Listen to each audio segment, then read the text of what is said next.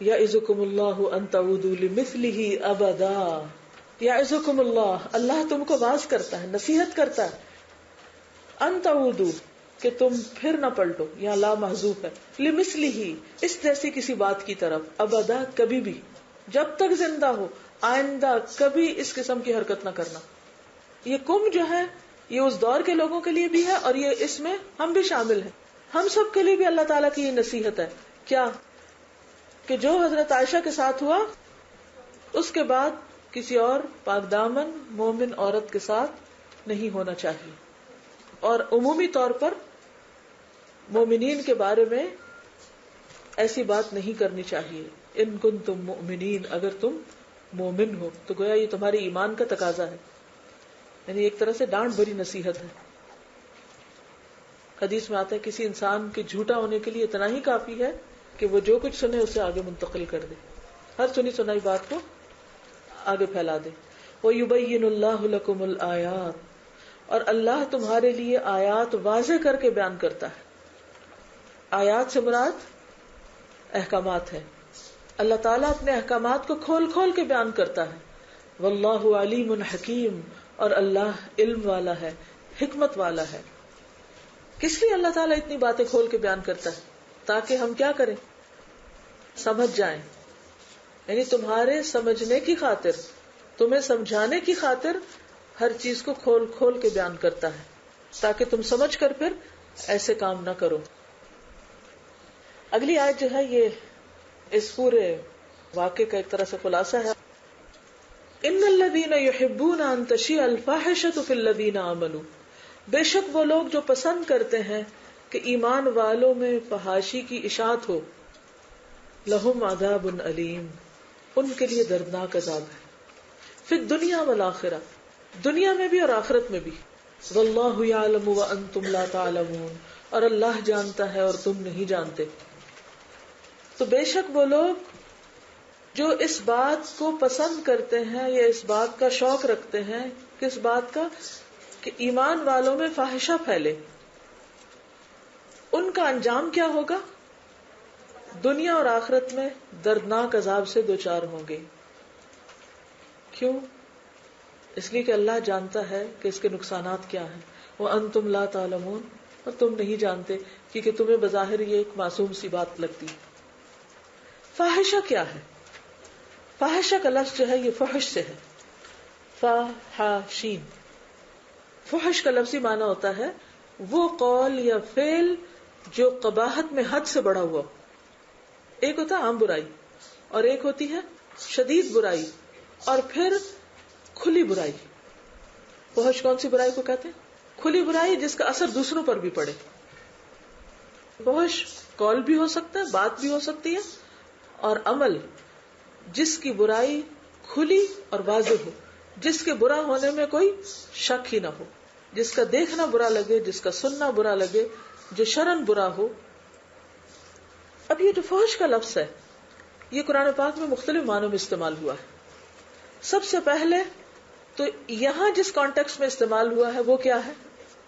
یہاں کس کو فاحشہ کہا گیا؟ افک کو، بے بنیاد الزام کو، بہتان کو.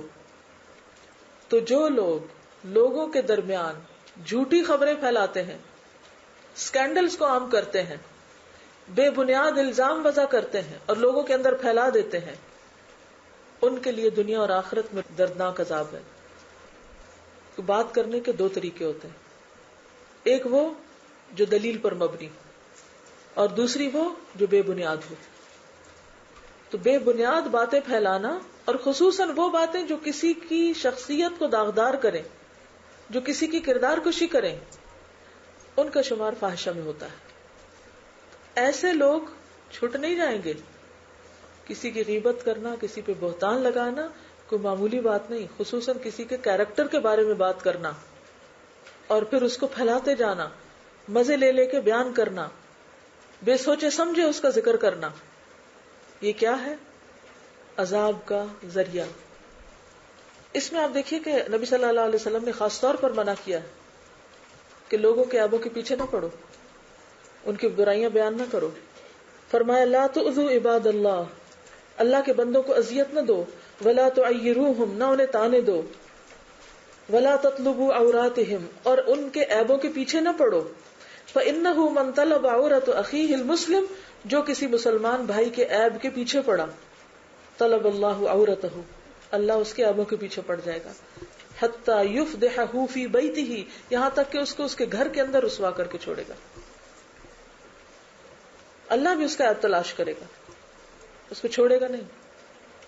تو اس سے کیا پتہ چلتا ہے کہ سب سے پہلے انسان کو کس سے بچنا ہے؟ بے بنیاد الزامات لگانے سے. آج کے بعد بس اس بات کو اپنی زندگی سے باہر نکال دیں کہ آپ کسی کے خلاف کوئی ایسی بات سنیں اور اسے آگے پہنچائیں، چاہے سچ ہے یا جھوٹ. اگر جھوٹ ہے وہ تو بہت ہی بڑی بات ہے، اگر وہ سچ بھی ہو تو بھی کیا کرنا چاہیے؟ من ستر مسلما سترہ اللہ یوم القیامہ، جو کسی مسلمان کی پردہ پوشی کرے گا اللہ اس کے عیب چھپا دے گا. اور اگر کوئی کسی کے عیبوں کو عام کرتا ہے تو کیا ہوگا؟ اللہ اس کے پیچھے پڑ جائے گا. تو ہم کسی کے ساتھ نہیں برا کر رہے ہوتے، دراصل خود اپنے لیے برا کر رہے ہوتے ہیں. پھر اسی طرح فاحشہ کا لفظ قرآن مجید میں کچھ اور معنوں میں بھی استعمال ہوا، احادیث سے بھی ہمیں کچھ فاحشات کا پتہ چلتا ہے. فاحشہ ان کاموں کو بھی کہتے ہیں جو انسان کی شہوانی خواہشات کے اندر تحریک پیدا کرتے ہیں. شہوانی خواہشات کیا ہوتی؟ لسٹ، جو اس کی لسٹ کو ٹریگر کرتے ہیں. ایسی باتیں جس میں سب سے پہلے زنا آتا ہے، زنا کے قصے، زنا کی باتیں. فرمایا ولا تقربوا الزنا انه كان فاحشة وساء سبیلا. اور پھر واللاتی یاتین الفاحشة من نسائکم، یہاں سب فاحشہ کس کے لیے استعمال ہوا ہے؟ زنا کے لیے.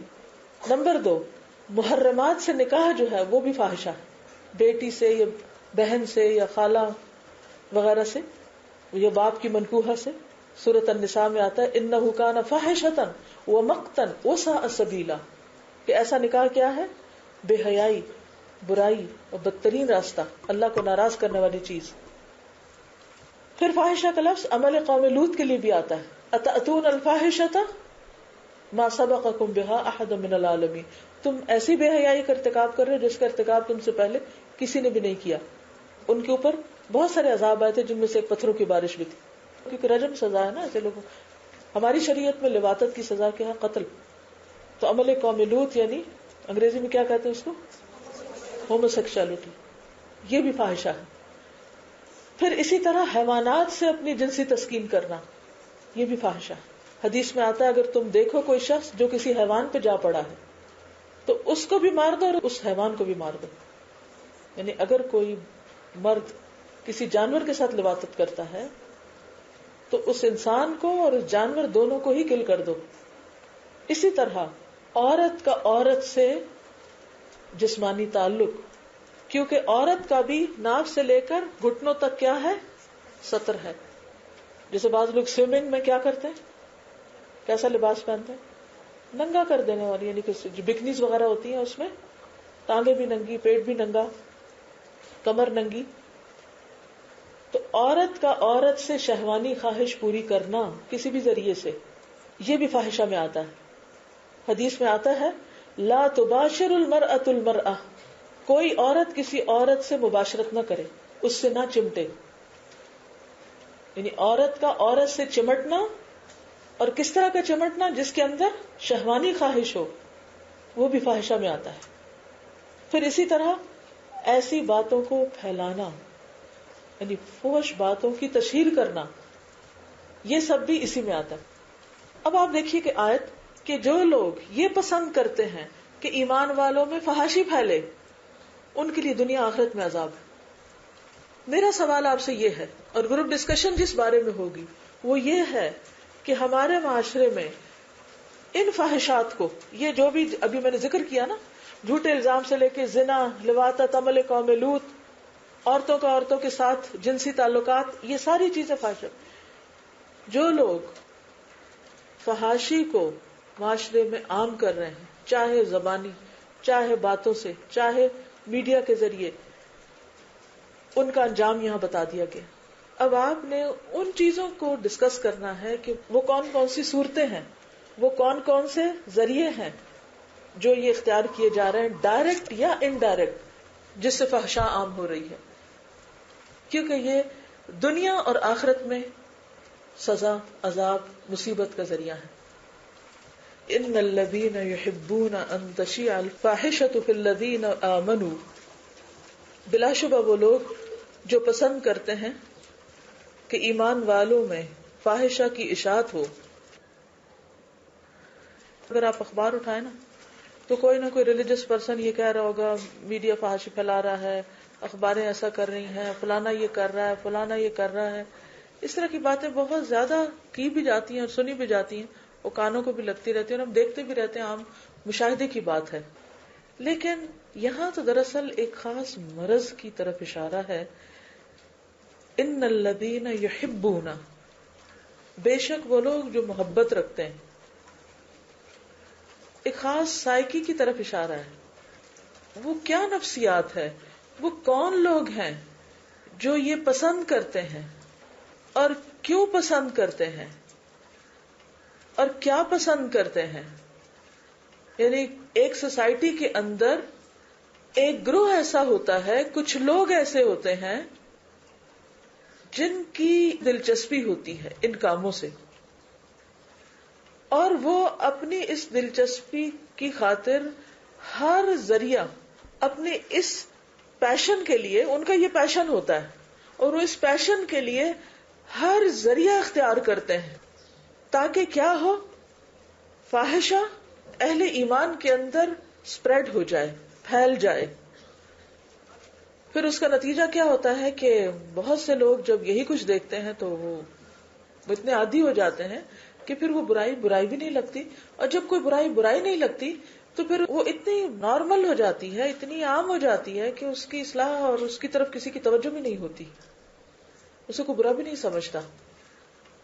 تو اب آپ ذرا غور کیجئے کہ بے شک وہ لوگ، کیا سبھی لوگ ایسا چاہتے ہوتے ہیں؟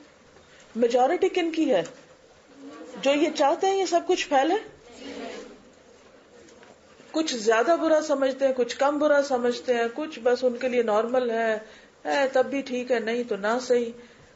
لیکن وہ ایک گروہ ہے جو خاص طور پر یہ کام کر رہا ہے اور معمولی لیول پہ کام نہیں کر رہا.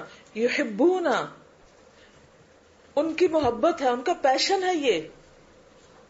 اور جس کام میں محبت انوالو ہو جائے اس میں پھر محنت کا درجہ کتنا ہوتا ہے، آورز گن کے.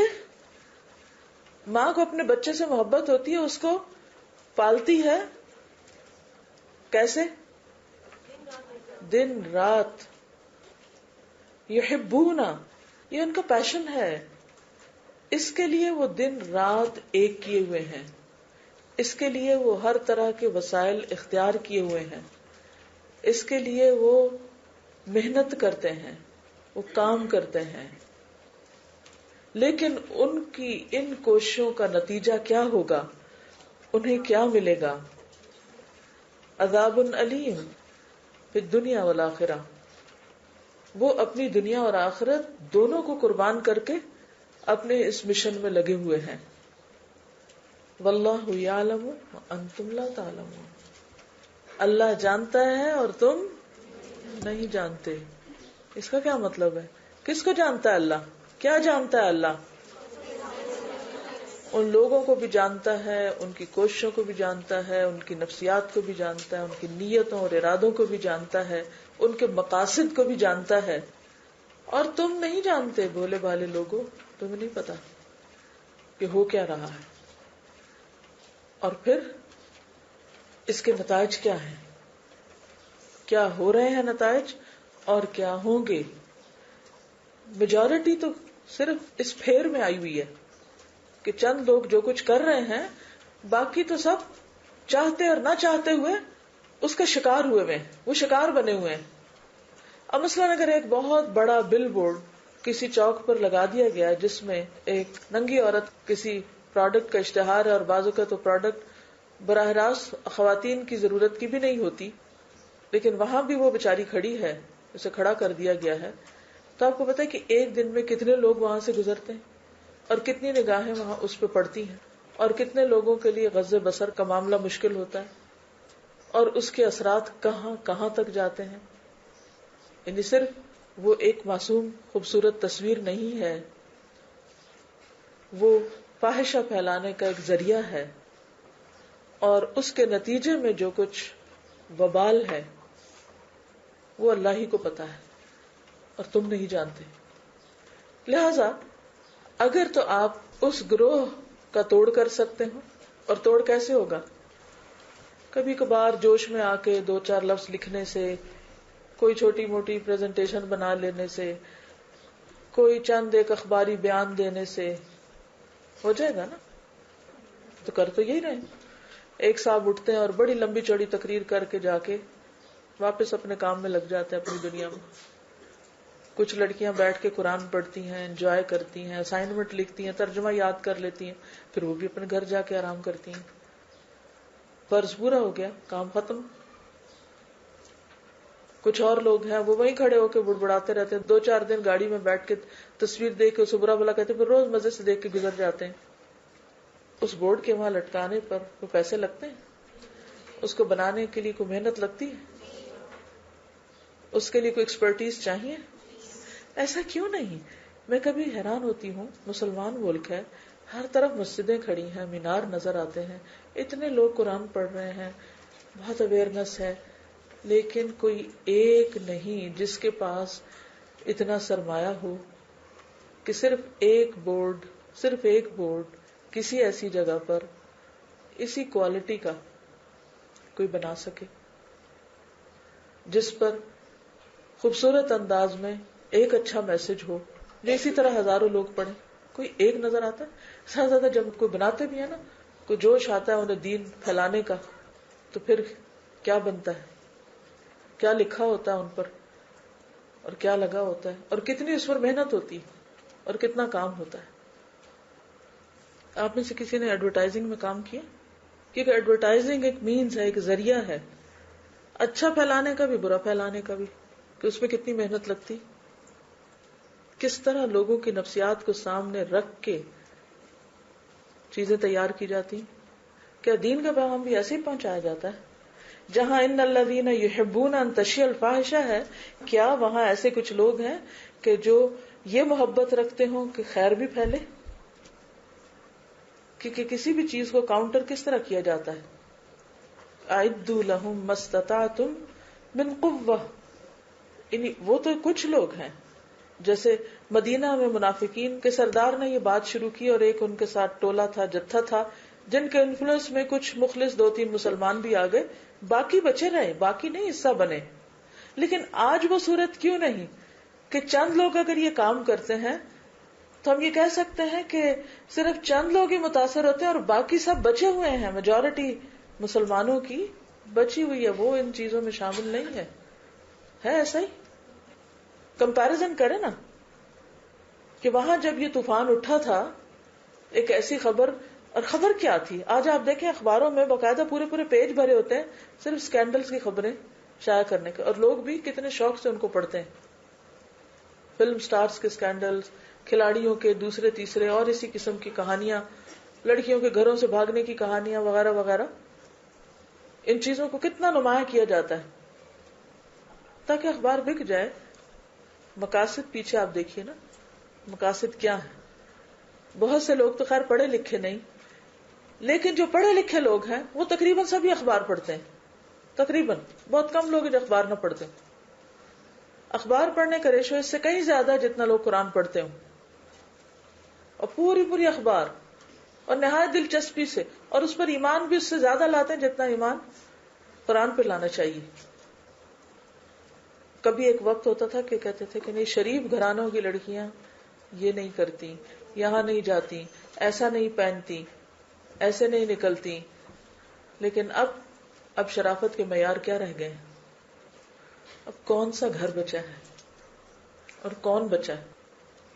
نہ دینداروں کے گھر بچے ہیں، اور نہ کلچرڈ لوگوں کے بچے ہیں، اور نہ ہی شریف بھلے مانس لوگوں کے. تو یہ زہر ہر جگہ پھیل گیا ہے. ہم بڑے آرام سے کہہ دیتے ہیں کیونکہ ان چیزوں میں اٹریکشن بہت ہے، اس لیے یہ چیزیں خود بخود پھیل جاتی ہیں. وہ صرف ایک حصہ ہے اس کا، کہ باقی کچھ اور بھی ہے جس سے ہم غافل ہیں. میرا سوال یہی ہے کہ آخر کیا وجہ ہے کہ لوگ اس کا شکار کیوں ہو جاتے ہیں، جبکہ مدینہ کی سوسائٹی اس کا شکار نہیں ہوئی تھی. ڈسٹربنس ضرور تھی. دیکھیے نا کہ بات کیا تھی جو پھیلائی گئی تھی. حضرت عائشہ صدیقہ رضی اللہ تعالی عنہ کے حضرت صفوان رضی اللہ تعالی عنہ کے ساتھ ایک من گھڑت ریلیشن شپ کی خبر، جسے بہت مزے سے ہر جگہ سنایا جا رہا تھا. جیسے آج کل لو سٹوریز جو ہیں ان کو عام طور پر اسی طرح اٹریکٹیو بنا کے لوگوں کے اندر پھیلایا جاتا ہے.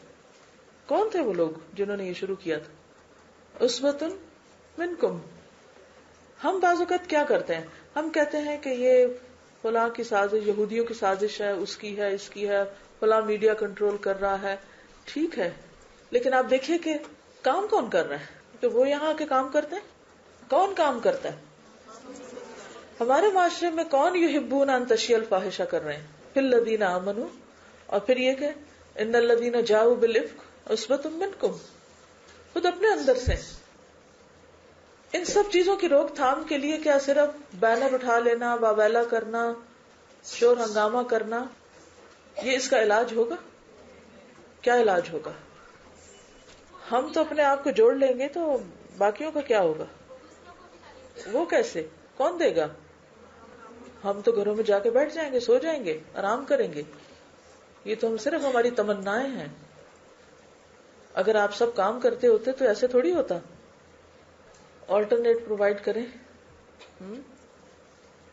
ان سب چیزوں کا جواب مجھے صرف ایک لفظ سے دیجئے. وہ کون سی ایک چیز ہے جو اس کا مقابلہ کر سکتی؟ صرف ایک، one word, not two even. جملہ نہیں بول سکتے. ایمان. صرف ایمان ہے. اگر وہ درست ہو جائے، جب تک ایمان نہیں، کیونکہ ایمان ہی منافقت کا مقابلہ کرتا ہے. جب تک ایمان نہیں، کیونکہ تقویٰ بھی ایمان سے آتا ہے، استقامت بھی ایمان سے آتی ہے، باقی ساری چیزیں یہیں سے شروع ہوتی ہیں. آپ کا کیا خیال ہے؟ آپ کسی نے کہا اویئرنیس کریٹ کریں، کسی نے کچھ. آپ کے خیال میں بہت سے لوگ جو بہت اویئر بھی ہیں، کیا وہ بھی بچے ہوئے ہیں؟ وہ بھی نہیں بچے ہوئے. دوغلے معیار ہیں، اوپر سے کچھ اندر سے کچھ. بہت سے لوگ حجاب بھی پہن کر حجاب کو بدنام کر رہے ہیں. حجاب پہن کر بھی یوں لگتا ہے جیسے نہیں پہنا ہوا. یعنی بعض اوقات حیرت ہوتی ہے نا کہ کچھ لوگ صرف ایک کپڑا اوپر ڈال لیتے ہیں، باقی ان کی ساری حرکتیں، ساری گفتگو، سارے انداز وہی ہوتے ہیں جو ان کے ساتھ ہی کھڑی ایک حجاب نہ پہنی لڑکی کی ہوتی. انداز گفتگو، ہنسنے کا انداز، بولنے کا انداز، چلنے کا انداز، لوگوں سے انٹریکٹ کرنے کا انداز. تو میں سوچتی ہوں کہ پھر یہ تکلف کس چیز کا ہے کہ کپڑا اوپر سے لٹکا لیا ہے؟ کس کو دھوکہ دے رہے ہیں؟ مدینہ کی سوسائٹی بچی تھی اپنے ایمان کی وجہ سے. یہ پوری سوسائٹی کا کیسا کردار نظر آتا ہے. آج آپ دیکھیں ایسی کوئی بات کسی کے بارے میں جب ہوتی ہے تو کیا ایسے ہی ریئیکشن سامنے آتا ہے؟ نہیں. کیونکہ جو ہم بولتے ہیں، جو ہم کرتے ہیں، ہم جو کچھ ہے، ساری زندگی دراصل اسی بیج کے ساتھ جڑی ہوئی ہے جو ہمارے دل کے اندر ہے. جیسا وہ ہے ویسے ہی گفتگو ہوگی، ویسے ہی ایکشنز ہوں گے، عمل بھی ویسے ہی ہوں گے. دیکھیں اللہ تعالیٰ اس سے بڑھ کے اور کیا بتائے گا کہ لہم عذاب علیم فی الدنیا والآخرہ. اس کے باوجود اگر کوئی اصلاح کی نہ سوچے، کوئی اس طوفان کو روکنے کی نہ سوچے، تو پھر کیا صرف وہ لوگ اس طوفان میں جکڑے جاتے ہیں جو براہ راست اس میں ملوث ہوتے ہیں، یا کوئی اور بھی اس طوفان میں بہتا ہے؟ پھر صرف ان تک نہیں آتی مصیبت. واتقوا فتنة لا تصيبن الذين ظلموا منكم خاصة. کچھ لوگوں نے اس کا حل کیا نکالا؟ گھر سے ٹی وی نکال دیا، کمپیوٹر بند کر دیا، اور ریڈیو تو خیر آؤٹ ڈیٹڈ ہے، اخبار نہیں لگواتے، سارے دروازے بند کرنے کی کوشش کرتے ہیں. اس کے باوجود کیا مسائل حل ہو جاتے ہیں؟ ایسے بچوں کو جن کا گھر میں ٹی وی بند کر دے وہ کیا کرتے ہیں؟ کہیں اور جا کے دیکھ لیتے ہیں. وہ کب رکیں گے؟ جب ان کے اندر کیا ہوگا؟ ایمان ہوگا. ہم اوپر اوپر سے نا میک اپ کرتے رہتے ہیں ان کا کہ یہ نہ کریں، یہ وہ نہ کریں، لیکن اندر ایمان کو ہٹ نہیں کرتے جا کے کہ اگر یہ نہیں ہوا تو کچھ بھی قبول نہیں، کچھ بھی فائدہ نہیں. جب تک ایمان درست نہیں ہوتا کچھ بھی درست نہیں ہو سکتا. اور ایمان کس چیز کا نام ہے؟ صرف زبان سے کہہ دینے کا کہ ہاں اللہ ایک ہے؟ کون سی چیزیں ہیں جو ایمان کو بڑھاتی ہیں اور کون سی اس پہ غور کرنے کی ضرورت ہے کہ کس چیز سے، کیونکہ ایمان بڑھتا بھی اور گھٹتا بھی ہے. ایسا نہیں ہوتا کہ ہمیشہ نیچے ہی جاتا ہے، اوپر بھی جاتا ہے. جس وقت آپ کا ایمان اوپر جائے فوراً نوٹ کریں کہ کس چیز نے میرا ایمان بڑھایا. یعنی اپنا جائزہ آپ کو لینا پڑے گا. ویسے تو قرآن و سنت سے بھی بہت سی باتیں ایسی پتہ چلتی ہیں کہ جو ایمان میں اضافے کا سبب بنتی ہیں، لیکن ان میں سے کون سی چیزیں ہیں جن پر آپ عمل کرتے ہیں تو آپ کا ایمان بڑھتا ہے، ان کو نوٹ کر لیں اور ان کی پابندی کریں، ان کے اندر استقامت کریں. مثلا علم میں اضافہ ایمان کے بڑھنے کا سبب ہے، لیکن وہ ایک حد تک ہوتا ہے. پھر اس کے بعد خالی باتیں جانتے رہنے سے ایمان نہیں بڑھتا، اس کے لیے پھر کچھ اور کرنا پڑتا ہے. وَالْعَصْرِ إِنَّ الْإِنسَانَ لَفِي خُسْرٍ إِلَّا الَّذِينَ آمَنُوا وَعَمِلُوا الصَّالِحَاتِ وَتَوَاصَوْا بِالْحَقِّ وَتَوَاصَوْا بِالصَّبْرِ. اس میں آپ دیکھیے کہ کیا ہم کسی کو الاؤ کرتے ہیں کہ وہ ہمیں حق کی تلقین کریں گے؟ جو ہمیں حق کی تلقین کرے گا ہم اس سے ناراض ہو جائیں گے اور آئندہ اس سے ملنا جلنا بھی چھوڑ دیں گے، اس سے دوستی بھی چھوڑ دیں گے. لہٰذا کیسے بات بنے گی؟ یہ بھی ایک ذریعہ ہے. لیکن پھر کیا ہوتا ہے؟ جیسے اہل کتاب کے ساتھ ہوا، فَطَالَ عَلَيْهِمُ الْأَمَدُ فَقَسَتْ قُلُوبُهُمْ وَكَثِيرٌ مِّنْهُمْ فَاسِقُونَ. ایک طویل عرصے تک یہ کام کرتے کراتے رہنے سے بھی دل سخت ہو جاتے ہیں. اور مَثَلُ الَّذِينَ حُمِّلُوا التَّوْرَاةَ ثُمَّ لَمْ يَحْمِلُوهَا كَمَثَلِ الْحِمَارِ يَحْمِلُ أَسْفَارًا. پھر یہ کیفیت ہو جاتی کہ ڈھیر نالج ہے، بڑی بڑی کتابیں پڑھ رکھی ہیں، لیکن دل سخت ہو گئے کیونکہ کہیں نیت کی خرابی گھس گئی، کہیں اور کچھ آ گیا. وہ صرف اپنی کنوینئنس دیکھتے ہیں، پھر صرف اپنا آپ دیکھتے ہیں، وہ تھوڑی دیکھتے ہیں کہ ضرورت کس چیز کی. کیونکہ دین ایک زندہ دین ہے نا، اور جو زندگی ہوتی ہے نا کسی بھی چیز کی، اس کی ہر روز ایک نئی ڈیمانڈ ہوتی ہے، اس کے تقاضے مختلف ہوتے ہیں. کوئی بھی چیز جو آپ کی روٹین بن جائے گی تو روح کھو دے گی. فرائض کے لیول سے آگے قربانی کے درجے، آپ جب قربانی کرتے ہیں ایک دم آپ دیکھیں گے اپنے نفس کے خلاف جا کر دیکھیں گے، یؤثرون علی انفسہم ولو کان بہم خصاصہ. کسی ایسی ایک چیز پر عمل کر کے تو دیکھیں. دیکھیں کتنی دفعہ مواقع ہوتے ہیں اور ہم نہیں کرتے. ہمارے فکسڈ آئیڈیاز ہوتے ہیں، ہم ان سے ذرہ برابر ادھر سے ادھر نہیں ہلتے. چاہے قرآن کی آیت ہو، چاہے حدیث ہو، کچھ بھی ہو، ہم نے ایک خاص قسم کا خول چڑھا رکھا ہے اپنے ذہن پہ. صرف ان چیزوں کو قبول کرتے ہیں جو اس میں فٹ آتی ہیں، باقی سب باہر. یہ ایک بہت بڑا فیکٹر ہے کہ اچھی مجلس اور اچھی صحبت جس میں خدا خوفی ہو، اس سے بھی انسان کے ایمان میں اضافہ ہوتا ہے. آپ نے دیکھا ہوگا کہ کچھ لوگوں کے پاس بیٹھ کر آپ اٹھے تو آپ کا ایمان بڑھا ہوا ہوگا، اور کچھ کے پاس بیٹھ کر اٹھے تو لازماً ڈکلائن ہو چکا ہوگا. ان دو چیزوں پر بھی غور کریں، اور ایسے لوگوں کے پاس بیٹھنا چھوڑ دیں کہ جن کے پاس بیٹھ کر آپ کا ایمان نیچے جائے. بہت سارے فیکٹرز ہوتے ہیں، لیکن اصل بات یقین ہی کی کمی ہے کہ اس کام پر ہمیں اللہ سے اجر ملنے والا ہے، تو ہم قربانی نہیں پھر کر پاتے. ہم بس صرف وہاں تک جاتے ہیں جہاں تک ہماری کنوینئنس ہوتی ہے، یا دنیا کا فائدہ ہوتا ہے، یا کوئی ہمیں انسٹنٹ گین ملنے والا ہوتا ہے، اس سے انسٹنٹ ریوارڈ چاہتے ہیں. جب وہ انسٹنٹ نہیں ملتا تو لانگ ٹرم کوئی کام نہیں کر سکتے. جبکہ پہلے بھی میں نے آپ کو پچھلے سالوں کی تفسیروں میں کچھ مثالیں دی تھی کہ بعض اوقات لوگوں نے 25 سال 50 سال صرف ایک کام کرنے میں گزارے تاکہ کوئی کوالٹی کا کام کر سکے. مسند احمد بن حنبل آپ میں سے کئی لوگوں نے تو دیکھی بھی نہیں ہوگی، جو ایک مستشرق نے 14 دفعہ پڑھی صرف یہ دیکھنے کے حدیثوں میں کمزوریاں کیا ہیں. ہمارے پاس وقت ہوتا بھی ہے لیکن ہمارا وقت جاتا کہاں ہے، ہم کہاں لگاتے ہیں. یہ جو موجن مفہرس الفاظ الحدیث ہے، اس میں اب مجھے ایگزیکٹ فگر یاد نہیں، کئی ملکوں کی کئی اکیڈمیوں نے اپنے ریسورسز پول ان کیے تھے تاکہ ہم ایک ایسی ڈکشنری تیار کریں کہ ہمیں کوئی حدیث ڈھونڈنی ہو تو بس ایک کی ورڈ سے لے کے ہم باقی چیزیں نکال کے اپنے ریسرچ کو آسان کریں. ہمارے ہاں یہ کام کیوں نہیں ہوتے؟ ہم آج کمٹ کرتے ہیں، 2 دن بعد تھک جاتے ہیں، پھر ہم کہتے ہیں اچھا کوئی اور کر لیں.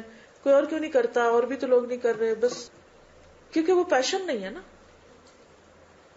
یہ جو آپ نے اسباب لکھے نا، مجھے بالکل میں ایکسپیکٹ کر رہی تھی کہ آپ یہی باتیں لکھیں گے، اخبارات یہ کر رہے ہیں، فلانا کر رہے ہیں، فلانا کر رہے ہیں.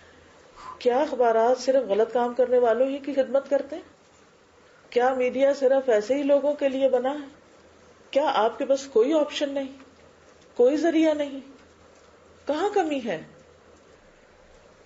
ہم میں سے اکثریت جو یہاں بیٹھے ہوئے ہیں، کلاس تو اپنی جگہ، جو لوگ پڑھ چکے ہیں اور پھر کام کر رہے ہیں اور دین کی خاطر یہاں آتے ہیں، وہ بھی چھٹی کے وقت کا کس بےتابی سے انتظار کر رہے ہوتے ہیں. کام ختم ہوا یا نہیں اس سے کوئی فرق نہیں پڑتا، اور ہر روز کا کام ڈیلے ڈیلے ڈیلے ڈیلے. کسی بھی جگہ، میں کسی ایک خاص ڈپارٹمنٹ کی بات نہیں کرتی، ہماری اکثریت کا یہی حال ہے. تو کیا ایسی صرف کلاس اٹینڈ کرنے سے دین پھیل جائے گا؟ پھر صرف اچھی اچھی باتیں کرنے سے کام ہو جائیں گے؟ ہم میں سے ہر ایک سوچے کہ جو بھی اس کی ذمہ داری ہے اس کے لیے وہ قربانی کی سطح پہ کتنا کام کر رہا ہے. ہم میں اور دوسروں میں پھر فرق کیا رہ گیا کہ ہم بھی صرف گھنٹے اور منٹ گنتے رہیں اور دن گنتے رہیں. ہم یہ نہ دیکھیں کہ نتیجہ کیا ہے، آؤٹ پٹ کیا ہے، حاصل کیا ہے. ہم صرف یہ دیکھیں ہم نے حاضری لگا دی ہے، ہم آ گئے ہیں، چاہے سارا دن باتیں کر کے وقت گزار دیں. کس کو دھوکہ دے رہے ہیں؟ جن کو صرف ہم زبان سے بلیم کرتے رہتے ہیں، یہ فحشا پھیلا رہے ہیں، یہ ایسا کر رہے ہیں، ویسا کر رہے ہیں، ان کے آورز بھی ذرا دیکھ لیں. اور یہ جو اللہ سے بڑے بڑے اجر لینے والے ہیں اور انہوں نے اللہ سے وعدے کر رکھے ہیں، کمٹمنٹ کر رکھی ہے، اور فاستبشروا ببیعکم الذی بایعتم بہ، جانوں اور مالوں کے سودے کر رکھے، وہ بھی اپنے رویوں پہ غور کر لیں.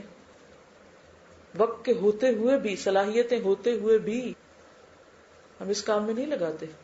ہمارا اٹھنا بیٹھنا جینا مرنا لائف سٹائل سب اسی طرح ہی ہے جیسے عوام الناس کا ہے. اور ساتھ ہم نے ایک لبادہ اوڑھ لیا کہ ہم محفوظ ہو گئے اور جنت میں جگہ بک کرا لی ہم نے، کیونکہ ہم الہدا آتے ہیں. کون ہے جو بھوکا رہ کے بھی کام کر سکے؟ کون ہے جو کم پہن کے بھی کام کر سکے؟ کون ہے جو بہت ساری خواہشات، اپنی نیند، اپنا آرام قربان کر کے بھی کام کر سکے؟ وہی بات ہے کہ پھر رول ماڈل کون ہے ہمارے، کن کو فالو کر رہے ہیں؟ کیا صحابہ کرام ہمارے ہیں رول ماڈل؟ کیا ان کے بھی دن رات ایسے ہی ہوتے تھے؟ ان کی بھی قربانی کی سطح یہی تھی؟ وہ بھی اپنی غذا اور لباس کے بارے میں اتنے ہی کنسرنڈ ہوتے تھے؟ قرآن ایک ایک چیز میں رہنمائی دیتا جاتا ہے. اگر ہم تائیہ اذن وائیہ، کان کھولے تو صحیح، اسی کے اندر ہے سب کچھ، غور تو کریں. آج آپ دیکھیں کہ دنیا میں بہت سے لوگ ڈائریکٹلی نہیں بھی تو انڈائریکٹلی اسی سارے سسٹم کو سپورٹ کر رہے ہیں جو یہ سب کچھ کر رہا ہے. جب ہم کہیں جاب کرنے لگتے ہیں تو ہم یہ تھوڑی دیکھتے ہیں کہ ہماری اس دن رات کی جو محنت ہے اس کا نتیجہ یا اس کا آؤٹ پٹ یا اس کا فائدہ کس کو پہنچے گا. یہ دین کے حق میں جائے گا یا دین کے خلاف جائے گا؟ کوئی ہے ایسا کوئی کرائیٹیریا ہمارا؟ مثال کے طور پر جیسے کہ کوئی ایک ٹیلی فون کمپنی ہے، اس کے ذریعے جو کچھ میسجز ادھر ادھر پھیلائے جاتے ہیں کہ اتنے پیسوں پہ فلانا پسند کا گانا سنیے، آپ کا کیا خیال ہے وہ خود بخود ہی اس کے اندر یہ سب کچھ آ گیا؟ کسی نے سافٹ ویئر بنایا ہوگا نا، کسی نے آئیڈیا دیا ہوگا، کوئی اس پہ ورک کر رہا ہے نا، اس کے لیے پلاننگ پروگرام بنایا ہوگا نا کسی نے. جب بھی لاکھوں لوگ اس کو جا کے ہٹ کرتے ہیں، ایکسس کرتے ہیں اور ان کے لیے وہ سب کچھ اویلیبل ہے، کیا کوئی خیر کی باتیں کرنے کے لیے ایسی کوئی کمپنی، کوئی ایسا پروگرام، کوئی ایسی چیز ہے؟